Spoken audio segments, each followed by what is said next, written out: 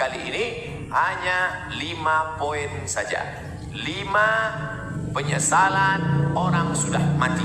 Kenapa Ustaz sebut angka 5? Karena rukun Islam 5. Kenapa nggak pakai rukun iman? Iya juga ya. Tapi payah saya nyebutnya begini. Ada 5 supaya Bapak Ibu pulang mudah nih. Yang pertama, orang mati menyesal karena tidak bersedekah. Yang kedua, lau kunna nasma'u, andai kami mau mendengar, au naqilu, kami mau berpikir, kami tidak akan menjadi penghuni neraka sa'ir. Ada neraka jahanam, ada neraka sakar, ada satu khusus neraka namanya neraka sa'ir, dan itu ditempati hanya orang-orang spesialis, tidak mau mendengar pengajian.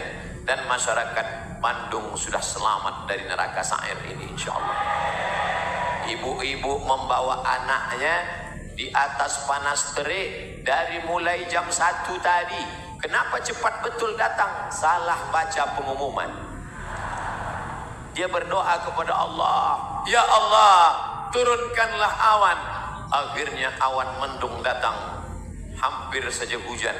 Yang satu meminta awan, wa dhallalna alaihimul ghamama, kami naungi mereka dengan awan ketika hujan akan turun. Yang satu lagi berdoa, ya Allah, cukup awan saja, jangan turunkan hujan. Maka keluarlah kalimat, mendung tak berarti hujan.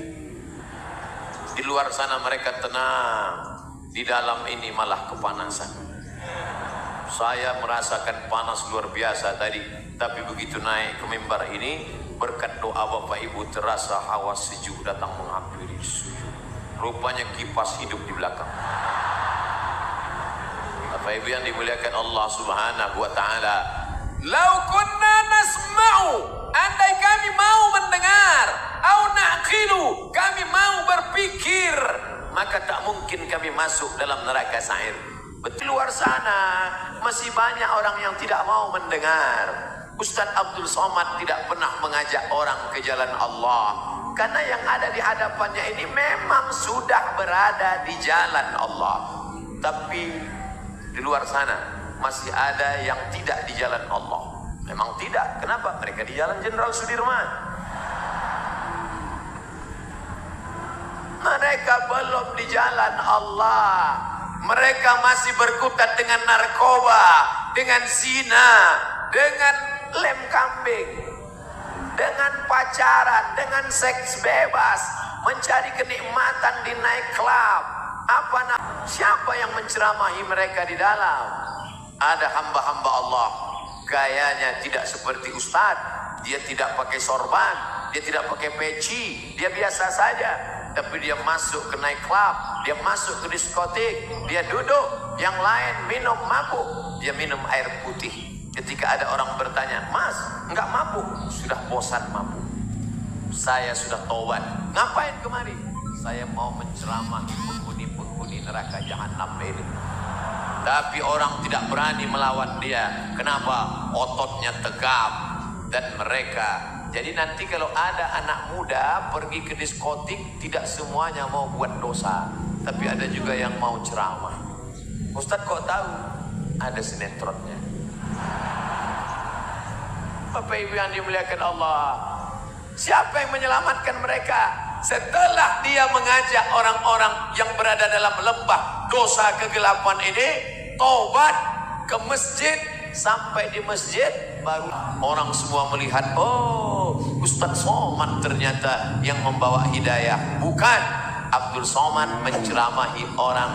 Maka ini tidak disebut majelis dakwah. Ini bukan pertemuan dakwah, tapi ini pertemuan mahabbah, orang-orang yang berkasih sayang karena Allah. Mudah-mudahan kita berkasih sayang karena Allah. Nanti sampai masanya dicari oleh malaikat, ainal muta'abbuna bi jalali, mana orang yang dulu di dunia berkasih sayang karena aku. Mudah-mudahan apapun latar belakang kita, gubernur, Kapolresta, Kapolda, Komandan Kodim, Komandan, pokoknya komandan lah, kita semuanya berkasih sayang karena Allah Subhanahu wa ta'ala. La ilaha illallah. La ilaha illallah. Alaiha nahya. Dengan itu kita hidup.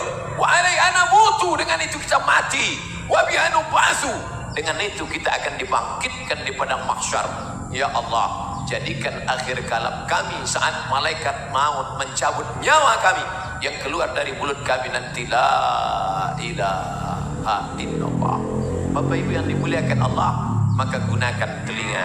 Kawan-kawan kita yang belum memakai telinga, maka ajak dia menggunakan telinganya. Kirim video-video, yang punya uang teruslah tambah pulsanya untuk mengirim hak, tapi bukan menebarkan hoax. Menebar kasih sayang, bukan menebarkan kebencian.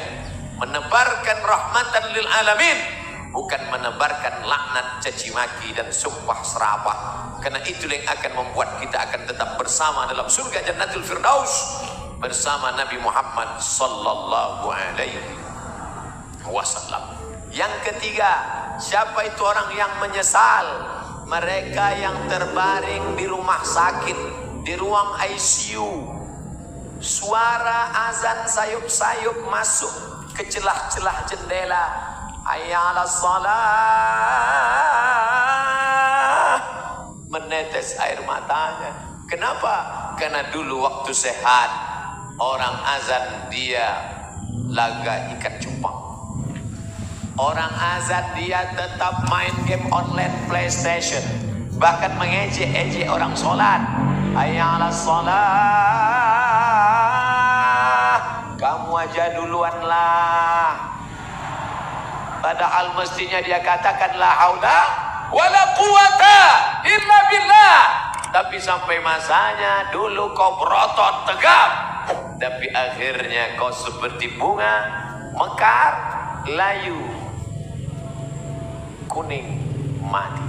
Berapa banyak dulu yang berotot tegap, sebelah kiri tatu ular kobra, sebelah kanan singa. Sekarang begitu keriput, kucing kena minyak. Mana suaramu yang menggelegar dulu? Mana kumis tebalmu dulu? Nanti saya cerita kumis yang kumis tersinggung. Mana badanmu yang tegap dulu? Yang tegap tersinggung. Lalu yang mau saya omongin apa? Tidak ada keperkasaan hilang, tak bermakna. Tapi kalau pernah kau bawa kakimu ke masjid sholat berjamaah, wa naktubu ma qaddamu wa azarahum, kami tulis langkah-langkah tapak kaki mereka. Setiap langkah pertama mengangkat derajat, langkah kedua menghapuskan dosa, langkah ketiga menghapus dosa, langkah keempat mengangkat derajat. Ini orang-orang yang di atas ini kenapa derajatnya naik? Karena mereka berjalan kaki datang ke masjid. Karena jalan kaki itulah terlambat, maka naik ke atas. Kami datang cepat Pak Ustadz. Ya, karena cepatlah bisa masuk ke dalam. Kalau tidak tentu di luar. Tapi Allah tidak lihat itu. Yang dipandang adalah ketulusan, keikhlas kita lillahi ta'ala. Makanya usolli fardal maghribi salasa raka'atin adaan ma'muman lillahi ta'ala. Nawaitu shoma ghadin an ada'i fardhi syahri ramadhan hadhihi sanati lillahi ta'ala. Labbaik Allahumma labbaik, labbaik la syarika laka labbaik, labbaik Allahumma labbaik.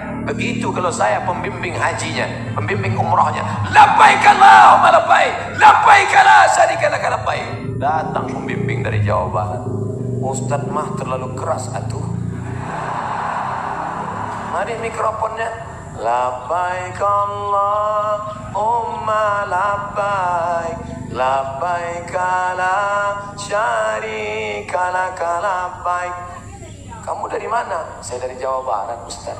Oh, pantasan lembut. Innal hamda